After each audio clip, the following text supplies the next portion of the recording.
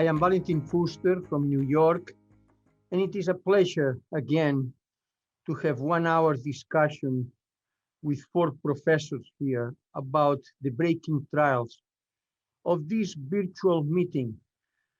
Is the meeting virtual exciting? Well, we'll try to make the trials exciting to you. And this is the plan that we have this morning or this afternoon or this evening for you.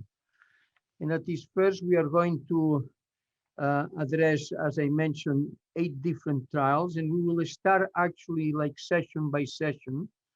And we will start with session number 1 of this meeting. And I will discuss in a moment exactly the titles and so forth. But before I go any further, let me introduce my colleagues here, very well known by you, and Dr. Lynne Stevenson is Director of the Cardiomyopathy and Heart Failure Program at the Vanderbilt University Medical Center in Nashville, Tennessee. We have Dr. Ann Curtis, who is the Chair of the Department of Medicine at the University of Buffalo, New York. We have Dr. Wayne Batchelor, Director of the Interventional Cardiology and Interventional Cardiology Research at the Hanover Hospital in Falls Church, Virginia. And finally, obviously, we need a surgeon here, and here we have it. Very well known to all of you, has been with us many times before, Dr. Michael Mack, Medical Director of Cardiothoracic Surgery for the Baylor Scott and White Health, and the Chairman of the BSW, the Heart Hospital in Plain Research Center in Texas. Well, thank you very much for you joining me in these discussions, and I hope we have fun. And now we are going to go into the titles of the presentations, the ones I thought were interesting on the first session. If we'll discuss PARADISE-AMI, the role of ARNI and in post-MI low ejection fraction, the LAAOS 3 trial, left atrial appendix closure by the surgeon to prevent thromboembolism. And then we'll go into the ATLANTIS, very interesting antithrombotic therapy in TAVR, where we are going. So let's begin with the first study. That is, the study is the PARADISE-AMI trial, or the title actually is Angiotensin Receptor Neprilysin Inhibition, or ARNI, following acute myocardial infarction, primary results of the PARADISE-AMI trial. This was presented by Dr. Mark Pfeffer from the Brigham and Women's Hospital in Boston. Well, let me introduce the situation. And you know very well, in the 1990s, ACE inhibitors came in patients with heart failure, great results, decreased mortality. In the early 2000s, receptor blocker drugs came, like valsartan and so forth, great results also in heart failure, in terms even in mortality. And then more recently, we have the valsartan sacubitril combination, or ARNI, also great results in patients with heart failure. Well, but there is not much actually on patients during the early stages of myocardial infarction. And this is actually the study that we are going to be discussing in the next few minutes. And this PARADISE-AMI study. This is a study actually of 6,000 patients with MI, and just let me say that 76% were STEMI and 24% were non-STEMI. And these 6,000 patients came actually from 41 countries. And basically, these were patients with an acute myocardial infarction within the first 7 days with an ejection fraction equal or less than 40% and or pulmonary congestion. These patients, about 6,000, were randomized into sacubitril valsartan twice a day, and ramipril. Actually, the sacubitril valsartan was 97, 103 milligrams respectively. Ramipril twice daily, 5 milligrams. So here we have the combination versus ramipril. Now, the follow-up was actually close to 2 years. It's not a long follow-up. And actually, the primary endpoint is combination of cardiovascular death, heart failure hospitalization, and outpatient development of heart failure. All right. And And here we are. If you really look at the primary outcome, I'm sorry, as I mentioned, with cardiovascular death, first heart failure hospitalization or outpatient heart failure, the results were very close with both groups, 7 point per 100 patient years in the ramipril, 6.7 per 100 patient years in the sacubitril valsartan. But then there is a departure here. And what about what has been done in other trials? Not only to look at the first event, but the first event and recurrent events. And by doing that, then the results become significant in favor of the sacubitril valsartan. So with ramipril, there were 10.1 events per 100 patient years. And in the sacubitril valsartan, 8.4 per 100 patient years.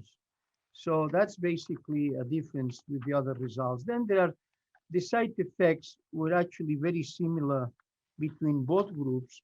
And I'd like just to move into the conclusions. We will open this for discussion. And the conclusions are as follows. In a vigorously managed enhanced risk acute myocardial infarction population compared to active therapy with ramipril, sacubitril valsartan did not result in a significant lower rate of cardiovascular death, heart failure hospitalization, or outpatient heart failure requiring treatment. Number two, pre-specified observations of reductions in the total or recurrent events support incremental clinical benefits of sacubitril and valsartan. And finally, the safety and tolerability of both arms were actually comparable. So here we have a primary endpoint in which really it didn't work. And then we do what is now being done in a number of trials is to look at the first event and then subsequent events. And here the results became significant. Well, let me go now to just for some questions that I have for you, and I'd like to see your views. Lynne, what do you think about this trial? So I think the Paradise trial basically demonstrates for us how incredibly effective ACE inhibitors are.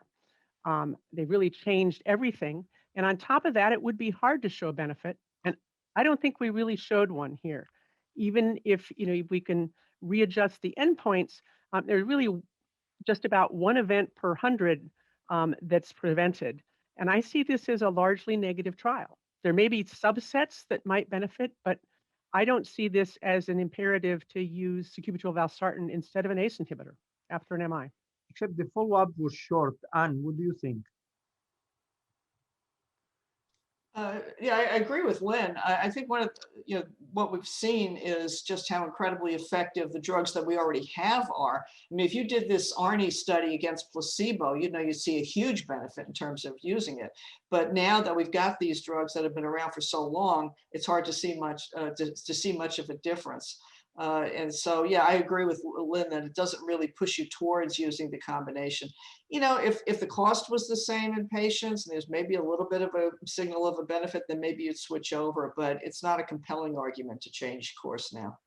Thank you, Wayne. I also think it's really important to recognize that the post-MI population is very heterogeneous. Yeah. And they've just used Killip class, but there are patients who are hypoperfused, patients who are asymptomatic with a low EF. I think we need to look at these populations individually and not try to come up with one therapy for everybody. Thank you. Wayne? Yeah, I think the other message in this is how important it is to stick to the primary endpoint in evaluating clinical trials. I mean, we can do a lot of secondary analyses and slice and dice data to look at it.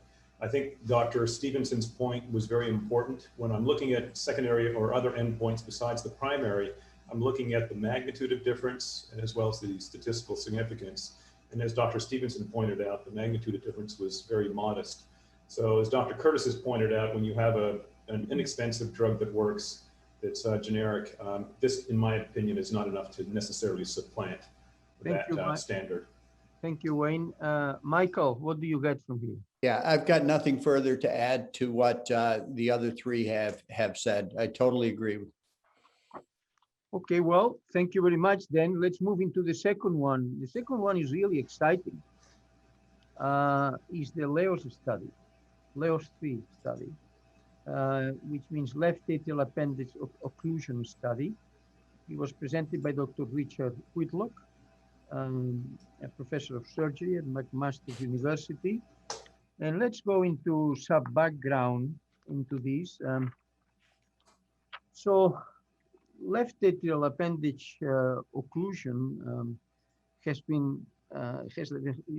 the hypothesis that can prevent a stroke in atrial fibrillation. And this is, I don't think, is hypothesis, it's the reality. Based on a number of more recent studies, but we don't talk about surgery. Here we are talking about the surgical approach, and the author decided to use surgical closure of the left atrial appendix in trying to look at whether or not this led to a decrease in ischemic stroke or systemic emboli.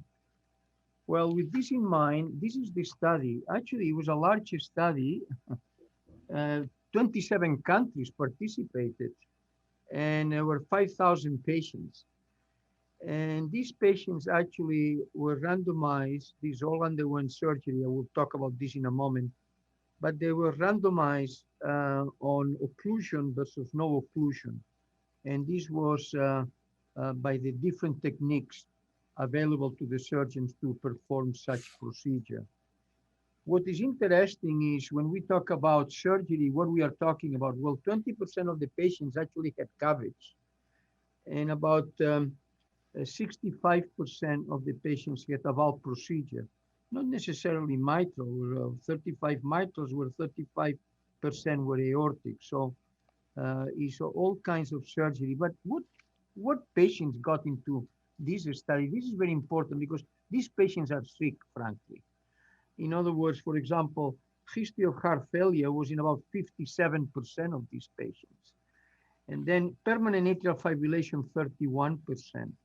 In a CHA2DS2-VASc of an average of 4.2 was present also in a significant number of patients. So I think the question that we are dealing here is with a surgical approach on patients who undergo any type of cardiac surgery, who I believe at least are, I would say, are not trivial from the point of view of the disease that they have, are sick patients. Well, I go into the results now. The follow-up was 4 years, so it's a good follow-up. And the ischemic stroke or systemic emboli, most was ischemic stroke. We have an incidence of 4.8% in the group treated surgically versus 7% in the group treated that was not treated. And then we go into secondary outcomes. Well, in terms of mortality was the same, 22% in both groups. We talk about a 4-year of follow-up. And so with the data I presented, I think we have a very good feeling of what happened here. The surgical closure reduced ischemic stroke, I would say relatively by 32%. And these patients actually, most of them were treated with anticoagulation, 80%. So we have a situation that is quite fascinating to me. And that is, I have 2 patients today here that are going to be operated. One is a patient following a tetralogy of Fallot. It needs something to be done in the left side of the heart as well as on the right side. And another is a mitral patient. It requires a repair. This is this morning. And the question is, both patients were very sick, actually not very sick. But what I tell my surgeons what to do based on this trial. So Michael, tell us, what is you thinking? So first of all, Dr. Fuster, this has been a quandary or a question without significant evidence that has existed in cardiac surgery for decades. And this is a strong evidence base that begins to answer the question. Because surgeons really haven't known what to do, and referring physicians haven't known what discussion to have with their surgeon. I think on balance, this does say that in patients undergoing cardiac surgery with a CHA2DS2-VASc score of 2 or greater, that you should err on the side of occluding the left atrial appendage. Now, this is not one size fits all. As you've alluded to, there's a lot of different types of surgery that was done here. And it did, and subgroup analysis, it did seem to be beneficial in all types of patients, including valvular and non-valvular atrial fibrillation. Now, there is the possibility of actually hurting patients, although there was no safety signal in this. So who shouldn't you do it in? Perhaps elderly patients with friable left atrial appendages, patients that are reoperative procedures, patients that are done through a minimally invasive approach. And although there's concerns of additional heart failure with ligation of the left atrial appendage, which is a rich source of ANP, there was no signal of benefit here, but I still would be cautious in those patients. It's a change in paradigm, isn't it, otherwise? This is a trial that has the potential to clearly, significantly impact and change clinical practice, yes. Thank you. Wayne? Yeah, I want to congratulate Dr. Whitlock and co-investigators for carrying out this study. This was a huge study, 105 centers, 27 countries. And to follow up Dr. Mack's comments, I think it does start to shift the needle. You know, there was a 32% relative risk reduction for stroke, translating into an absolute risk reduction of 2.2. So that's a number needed to treat 45 patients to save a stroke. And if you're in there anyway, and from what I gather, this doesn't seem to require a lot of extra complexity, then it does start to make sense. I thought there were some interesting observations here. One, most of the benefit started to accrue after 30 days. That's what you would expect for something like a stroke in the future, but the curves look like they continue to separate over time, suggesting a durability of effect here, which is an important observation because some of these left atrial appendage surgical closure procedures historically have not always lasted in terms of maintaining complete closure. There were a whole host of techniques used, and I want to congratulate them for also blinding the investigators and the research team.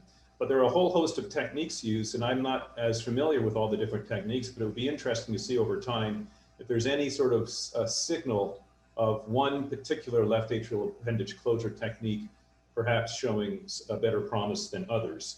So I think in summary, this does start to shift the needle, and I think in patients who are at increased risk of stroke, again, CHA2DS2-VASc 2 or greater, I think this does make sense if the surgeons feel that they can do it safely. Thank you, Anne. Yeah, one of the things I noticed in the data that they showed is that they have, you know, there's still a fair subset of patients who aren't anticoagulated in follow-up. And these are high-risk patients who have known atrial fibrillation. So at 3 years in the two groups, it was 75 and 78%. I'm curious about where the strokes were and if they tended to be concentrated among the patients who didn't have continued anticoagulation. This wasn't available for this presentation now, but I hope that data comes out, you know, as they get this published. You know, because I think the concern I would have is you don't want people at this point to think that you can do the occlusion of the left atrial appendage and then everything's fine and you don't need anticoagulation. It should be emphasized that these patients remained on anticoagulation, yet there was still a good benefit seen. Good point, Anne. Lynne? Yes, I agree. I think this clearly shows the benefit, and what a tour de force to get it done. I don't think we've answered the question about whether this might worsen clinical heart failure. Half the patients in this trial had a history of heart failure, and yet at 3 years, the heart failure hospitalization rate was 7%. Impossible. So I don't think they got all the events that we would expect to see in this population. And so I think it remains an open question of whether there is an increased risk of heart failure events in some of the people who most need their natriuretic peptides. Well, certainly a very interesting study. I think it will change practice, but many questions to be answered. And I think it's one of the most interesting actually presentations in this meeting. But let's move now into another presentation, and it's important. What do we do with TAVR? Wayne, I'm not asking the question yet, but what do we do with TAVR and all these antithrombotics that are around, you know? Let's go into the ATLANTIS study. Okay, the ATLANTIS study, or so-called antithrombotic strategy to lower all cardiovascular, neurological, ischemic, and et cetera, in the TAVR patients. This was presented by Dr. Jean-Philippe Colette from Paris. And I'd like to go into some background. I think it's important. And that is, what do we do today? Let's start there. And you know, there are two approaches: the patients who do not need anticoagulation for one reason or another, and then we use platelet inhibition alone, or patients who need anticoagulation and we use anticoagulants. Now here the trick was, one group or another, let's randomize either platelet inhibition or anticoagulation with actually, in this case, with apixaban. And this was actually the question that was being presented. Interestingly, there is a previous study, I think it was the LAAOS study, in which rivaroxaban was used, and the results were not actually quite good. But let's now ignore those, and let's go into the study. The objective was to demonstrate superiority of apixaban 5 milligrams twice daily compared to standard of care. I already mentioned some are treated with antiplatelets, some are treated with anticoagulants, and certainly apixaban was actually looked versus the anticoagulation in one group versus platelet inhibitors in another. We are talking about a European multicenter study, 1,500 patients after successful TAVR. And I already said exactly how this was divided. I mean, a group of patients had anticoagulants versus apixaban 5 milligrams twice daily. And the other was apixaban versus platelet inhibition, different kinds of platelet inhibition. What about the primary endpoint? It's a composite of many aspects, actually. MI, death, stroke, systemic emboli, intracardiac bioprosthetic thrombus, and MESHA bleeding over a period of 1 year. I'd just like to emphasize that one of the aspects was the identification of thrombi in the valve. And they use CT and echo. I think this is important. And in order to say the patient has a thrombus in the valve, it should be visible either with transthoracic echo or 4D CT, and should be a transprosthetic gradient of 10-20 millimeters, now go into details now, or a reducing leaflet mobility. This has been pretty standard on the definition of thrombus in these bioprosthetic valves, although frankly, we don't know if this is the way to do it.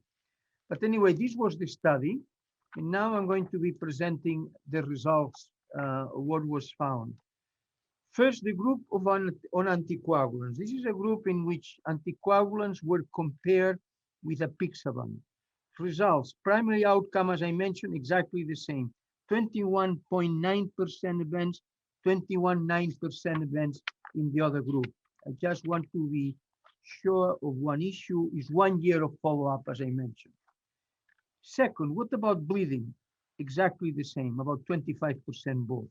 What about thrombus? Exactly the same, 0.9%, 1.3%. This is about the group with anticoagulation versus apixaban. Now comes the second group, platelet inhibition or no need for anticoagulants versus apixaban. What about the primary outcome? Well, 16% or 17% in the apixaban, 19% in the platelet inhibition group. What about bleeding? The same, 21% both. What about valve thrombosis? Interesting, 1.1% in the group treated with apixaban versus 6.1% in the group treated, with platelet inhibition. So in conclusion, we have a situation here that apixaban after TAVR procedure does not appear to be superior to standard care with anticoagulation in one group or with platelet inhibition in another group. The safety is the same. However, subclinical valve thrombosis is decreased in the apixaban group. I don't know exactly what this means, and I suspect these patients have to be followed for a long period of time to know what you see in the valve has clinical significance. But Wayne, you deal with this all the time. Tell me, what is your reaction to this study? Did you learn something? Well, I learned something, but unfortunately it opens up even more questions, as do some of these trials that have these sort of heterogeneous results. I think, again, being a clinical trial purist, this was a negative study. It did not meet the primary endpoint, but there were some interesting signals clearly from the secondary endpoint analyses. I think, first of all, the first comment is this is an extremely confusing and difficult arena in which to sort of make decisions. We have, in some cases, advocates of single antiplatelet therapy after TAVR. Dual antiplatelet therapy is currently sort of the existing standard. And then, of course, with patients who might have indications for anticoagulation, it gets even more complicated. So I think what the take-home message for me is, number one, this does not supplant other prior gold standards for addressing antithrombotic therapy after TAVR. We're still confused as to what the gold standard should be, frankly, and I'll be curious to see what Dr. Mack has to say about that. But I think that number two, it was a safe approach. There's no safety signal with using apixaban in this manner, and that's reassuring. And then finally, there were pretty dramatic reductions in bioprosthetic thrombosis of 77% relative risk reduction. So my take-home message is, and also in DVT, it's a reduction. So my take-home message, and in patients in whom you're worried about bioprosthetic thrombosis, or you perhaps have Holter or some other indicators of concern, a trial of apixaban seems to be safe and might be effective in those scenarios. But I don't think it supplants our current approach, which is already somewhat confusing, heterogeneous, and unfortunately, this doesn't move us anywhere forward in that regard. Michael? So I agree with everything that Wayne has said. And I would add in addition that we know from other trials that when you do surveillance screening for valve thrombosis, which is the reason to anticoagulate these patients, that it occurs in anywhere from 25 to 30% of patients undergoing TAVR. Secondly, we know that it is not associated with acute clinical events. And thirdly, from the evidence that we know, there's no evidence that anything more than aspirin is beneficial in these patients. And we do know, as you've mentioned, Dr. Fuster, that the Galileo trial was negative for rivaroxaban, and also there was a safety signal. So what we learn here is that there is no benefit to apixaban over standard of care therapy, whether you're on oral, have an indication for oral anticoagulation or not ahead of time. But I do have some concerns about this study. First of all, there were 8 components to the composite primary endpoint, which is the most I have heard in a trial. And it combines an imaging component with clinical outcomes. And as we learned at the presentation, imaging data was either absent or invaluable in half of the patients. So I don't think, I think that is a significant concern. And secondly, we've seen that the incidence of valve thrombosis found in this is between 1% and 6% based upon whether you're on apixaban or not, which is much, much lower in other studies. So I think the conclusion of this is that there is no demonstration of benefit of apixaban, but I do have some concerns about the design and conduct of the study. Thank you, Lynn. Comments? No, I've learned a lot from this. I do think it's important to recognize that a minority of patients were in the requiring anticoagulation section. So this is really largely based on the patients who did not have other indications for oral anticoagulation. Thank you, Anne. Yeah, I think there's one positive spin I can put on this. I mean, I agree with the comments that have been made so far. But, when I have a patient who has already been established on anticoagulation because they need it for atrial fibrillation, I don't want to be stuck looking at a patient like this and saying, geez, we should take them off it and put them on platelet therapy or leave them the way they are. What this tells me is that if I had a patient who was already taking apixaban, for example, I don't do any worse keeping them on it. So the patients who have atrial fibrillation, just treat them with apixaban is the way it looks to me. And for the ones who don't have a need for anticoagulation, stick with the antiplatelet therapy. Yeah, I was going to make the same comment. Apixaban is not so bad. After the rivaroxaban study, I was very low in NOACs in this, but at least in this study, Michael, apixaban, it doesn't do so bad. So if the patient is on atrial fibrillation, let's continue. Sure. Yeah. All right, thank you very much. We are going to look at session number 2 now, and there is a paper that I think is interesting, is not earth-shaking, but certainly is bringing again into the discussion the possibility of rivaroxaban, low dose, and aspirin in patients with atherothrombotic disease. And the study that we are talking about is the VOYAGER PAD trial, or total ischemic event reduction with rivaroxaban after peripheral arterial revascularization. And this study was presented by Dr. Rupert Bauersachs from the University of Mainz. And I'd like just to present it because it's an interesting new approach to antithrombotic therapy that maybe has some future. Well, there are 2 aspects here. The first is the original VOYAGER PAD study demonstrated that at 3 years, approximately 20% of patients undergoing low extremity revascularization, as we talk about today, a first adverse limb or cardiovascular event, despite of treatment with aspirin, was and statins and clopidogrel if necessary. It was 20%, as I say, decrease or demonstrated an increase in events, which was significant of these patients, 20%. This was at 3 years. The addition of rivaroxaban in the original study, 2.5 milligrams daily or twice daily plus aspirin, actually reduced these incidents that I mentioned by approximately 15%. What is presented today is that the same we discussed before. What about the total number of events that take place over a period of 3 years rather than as it was done before the first event? And this is basically the approach that is being taken in the study. And now I will be presenting the basic data. So in this VOYAGER study, which actually entail about near 7,000 patients actually, was randomized peripheral arterial disease patients undergoing surgery of the lower extremity.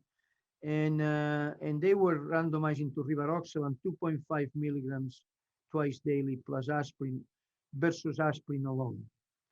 And the primary endpoint in the original study was the first event in terms of acute limb ischemia, major amputation of a vascular cause, myocardial infarction, ischemic stroke, or cardiovascular death. What is new this time is the same study, but the current analysis involves all events, first and subsequent, and in addition, vascular events including peripheral revascularization and venous thromboembolism. So results.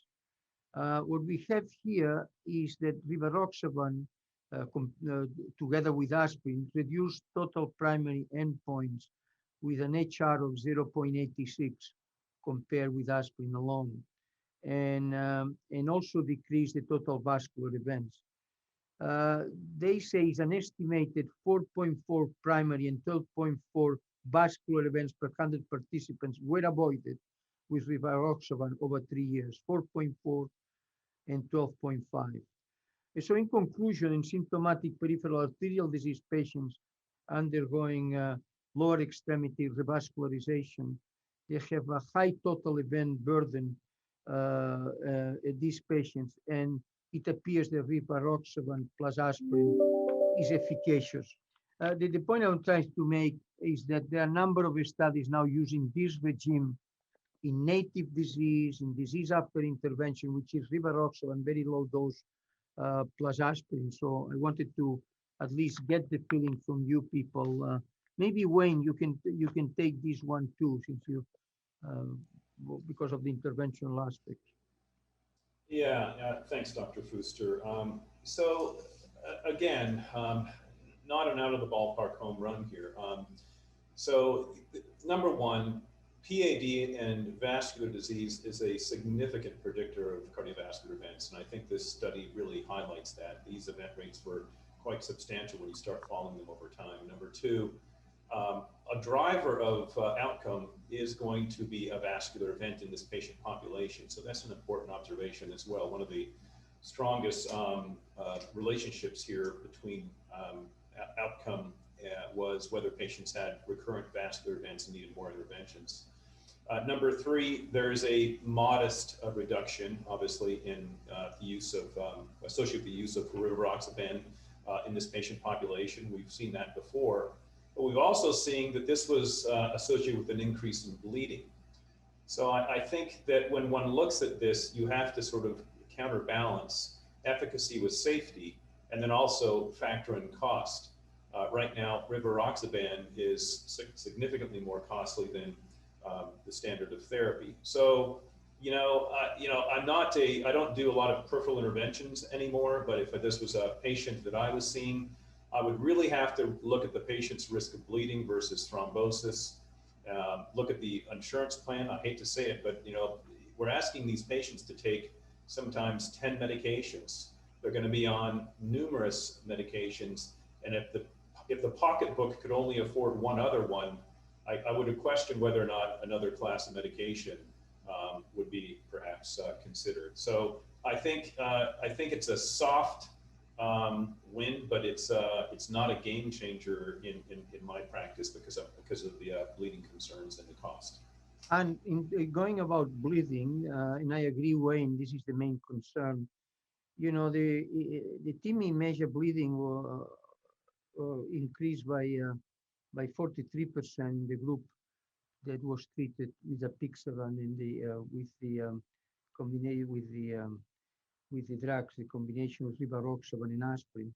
There were 62 events rivaroxaban and aspirin, and versus 44 events with aspirin alone. So I think it's an important point what Wayne is talking about. And what do you think about, I think we have to be very careful with bleeding. This is a new regime that is being used now in many aspects of vascular medicine, but I'd like your opinion. No, it's true.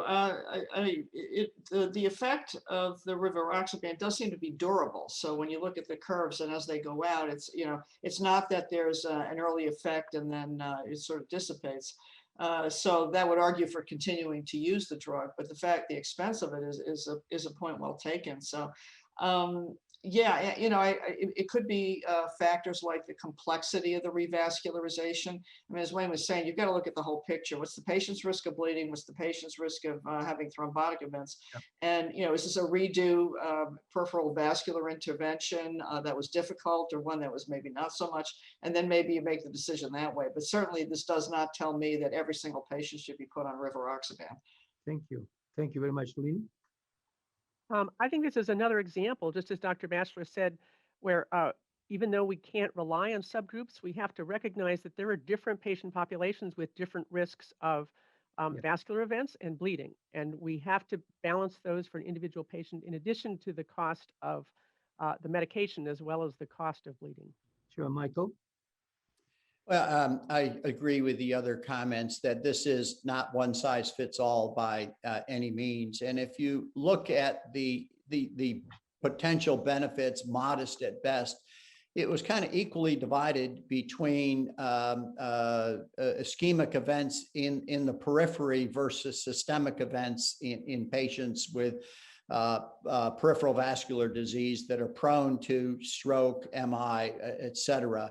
And if you just look at the patients with acute limb ischemia, amputation, acute revascularization, there is a mild benefit, but not dramatic. So I agree exactly with what Ann said, that if you're going to treat patients with rivaroxaban, it would be in those patients who are at highest risk for subsequent ischemic events in the extremity. And those are reoperative procedures, extremely poor peripheral runoff, et cetera. Okay, thank you very much. Let me go into session number 4, interesting. We have a first paper.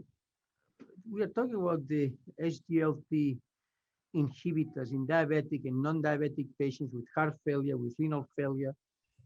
But here in this particular paper, they try to compare, I don't know if it is apples with oranges, but basically it's a comparison of what is in the literature with SGLT2 inhibitors with the use of sotagliflozin, which is an inhibitor of 2 and also of SGLT1 inhibitor.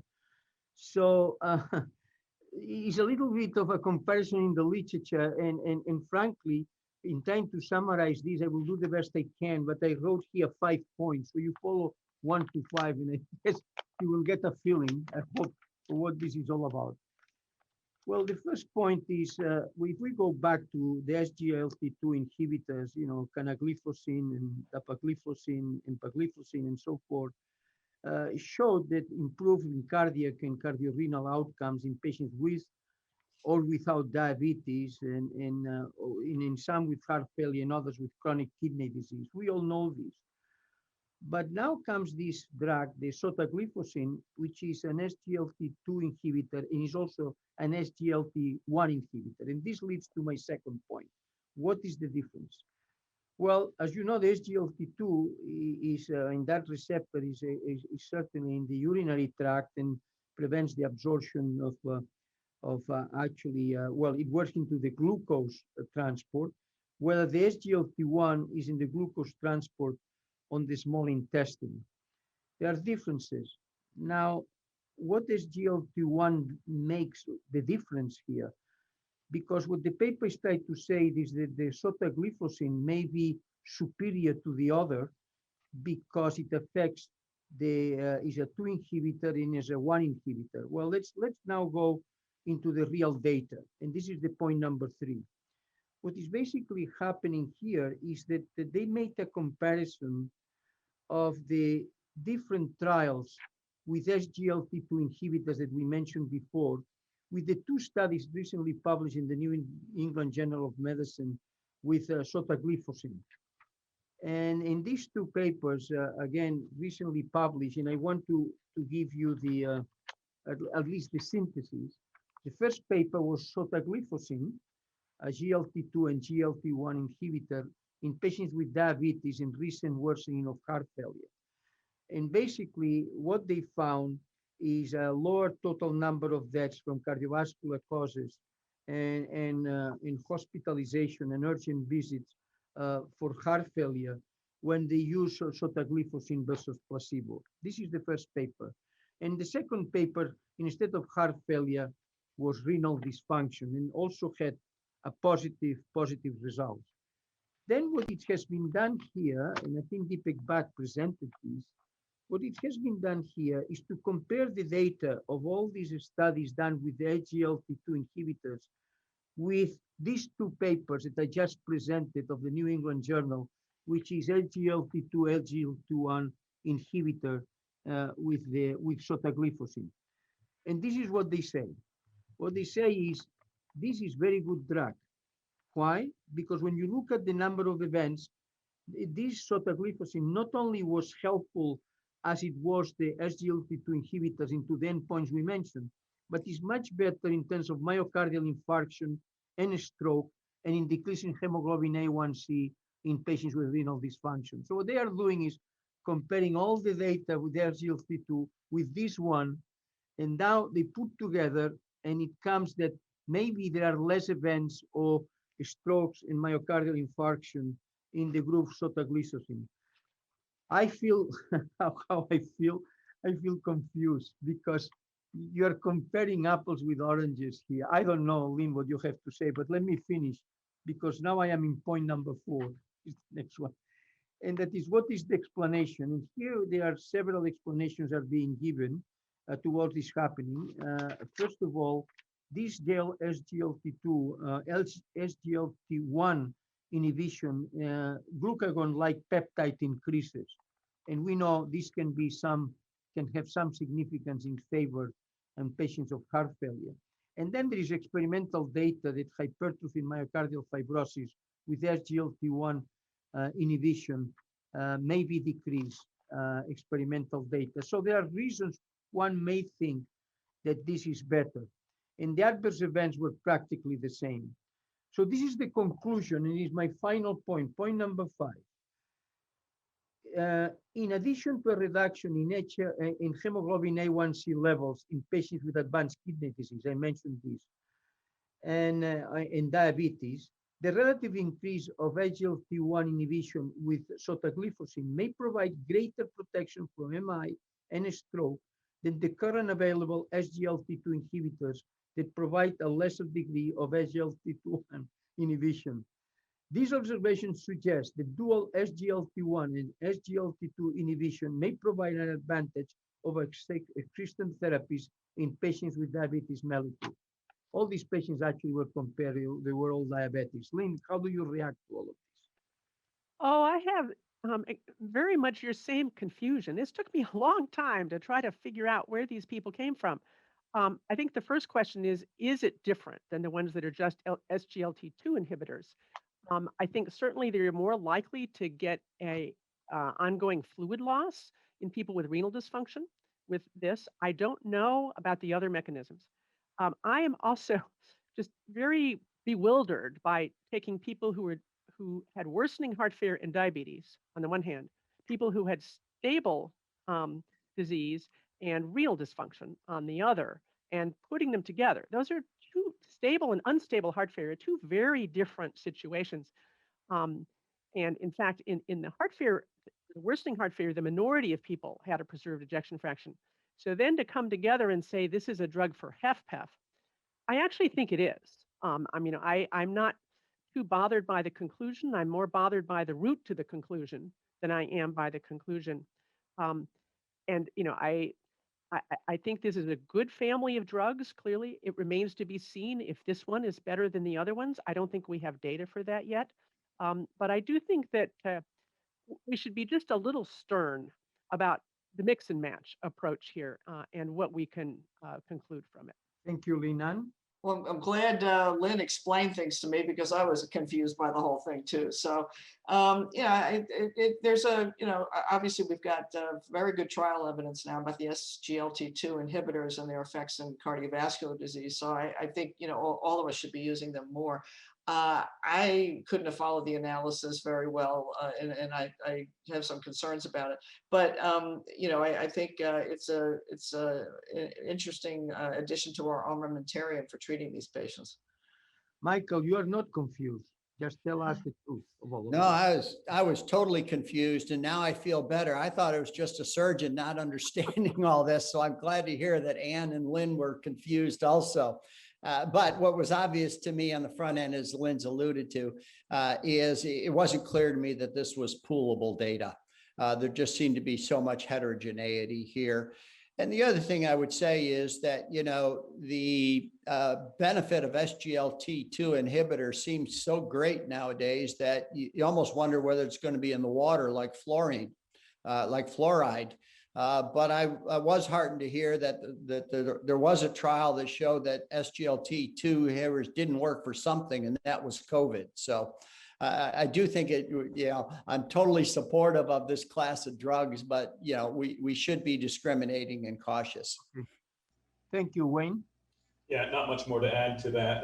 The only other thing I would say is it's going to be time for clever people writing guidelines to assist the average cardiologist in understanding when to use these drugs, which drug to use, and what the totality of data suggests. So I think this is a call to action, obviously, for the guideline folks to help us sort this through and come out with something. I don't know if Lynn or Ann have any hints on when. I do want to mention that for most patients, we're talking about $500 a month for each an SGLT2 inhibitor and sacubitril valsartan. And this is really, really expensive, and most patients can't afford it. And I don't think we're in a position to be able to tell them exactly why they should afford it if they also want to eat and, send their kids to school. So this is a problem as a healthcare system. It's fine to come up with things that work, but we're going to have to be able to deliver them without such a price tag. Okay, thank you very much. The challenge of today, we have 6 minutes. So let me go into the last study. The last study is the GALACTIC HF study. It is effect of ejection fraction on clinical outcomes in patients treated with omecamtiv mecarbil in the GALACTIC HF. John Turling from the University of California, San Francisco presented, and here's the introduction. And I think it's true that none of the studies that we know today in heart failure and inotropes, actually the ejection fraction improves. The patient improves, but not necessarily the ejection fraction. So here we have these new type of drugs, the myotropes, that actually work in the cardiac sarcomere, enhancing the action. And one of them is, the first one actually is omecamtiv mecarbil. Now, here's the story. This is the COSMIC HF study, in which, in fact, this drug was actually was used, and it seemed that increased ejection fraction in that study, but there were no outcomes. On the GALACTIC HF study that was just published, there were outcomes, and this drug improved outcomes in patients with heart failure and reduced ejection fraction. What now is done here is to present how good it is with different ejection fraction. This is really the study that is presented, the GALACTIC HF study. And to make the long story short, since I don't have much time, I will tell you that it works better with the low ejection fractions, less than 25%, and it doesn't work too well with ejection fractions above 35%. And then you have everything in between. So in summary, it's an interesting type of drugs, and lower is the ejection fraction, better is the way the drug works. Lynn.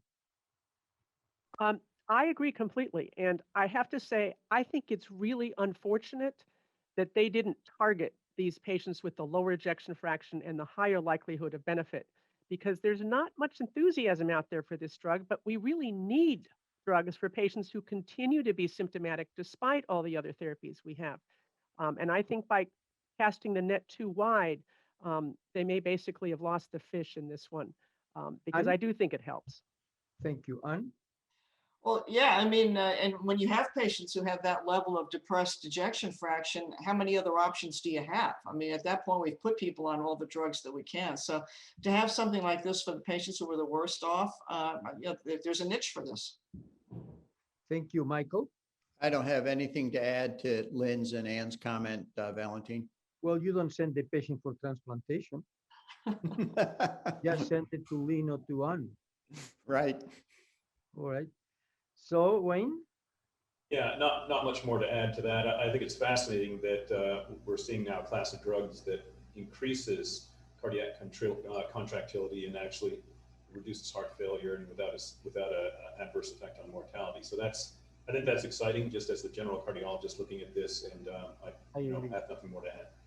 Final question to each of you. Think for a minute. Which is the study presented today out of the 8 that you feel most excited? Michael? Well, I've got the surgeon bias, so I would say LAAOS 3. Lynn? I like the GALACTIC, but I'm afraid the message won't be picked up. I think on the other side, the Paradise was very important in showing us that we have to look at our patient populations and not give one drug to everybody. That's a good point. Anne? I like LAAOS 3 too, as well, because it's patients that I see with atrial fibrillation. And so I think it's a fairly simple additional thing to do during surgery that has a positive impact. So I think that's probably going to be one of the most impactful studies out of the ones we talked about today. Wayne? Yeah, I would agree with both Anne and Mike on this. I think LAAOS was a fascinating study, and it really, starting tomorrow, I'm going to just remind my surgeons to just think about closing that left atrial appendage if they're in there for another reason. So it's impactful. Yeah, what I learned is that aside of LAAOS, what I learned is how we should look at trials and be very critical. There are a number of issues have been discussed today, which I think are quite important in terms of what a trial means, how it is designed, what kind of statistical methodology is being used, what is the actual impact, relative versus absolute. And I think the studies that we had today, 8 studies, in each of them there is something of this, and I think that to me is educational. Well, look, this is fantastic. I'm obliged to invite you again in the next time because you did so well. And there have not been any fights. This is the only problem I found in the meeting we had today. So you guys have been very homogeneous in terms of your views.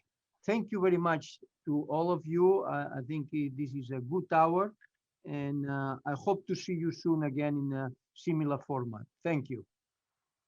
Thanks, Valentin. Thank you.